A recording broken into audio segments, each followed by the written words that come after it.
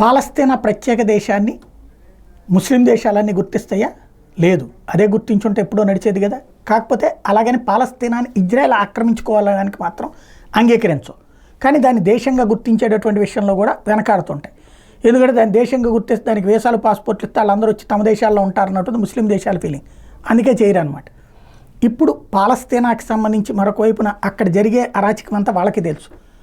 పాలస్తీనా జెండా బుచ్చుకుని మక్కా దగ్గర ఒక ఏదైతే దర్శనానికి వచ్చిన ఒక అమ్మాయి పాలస్తీనా జెండాని ప్రదర్శించింది.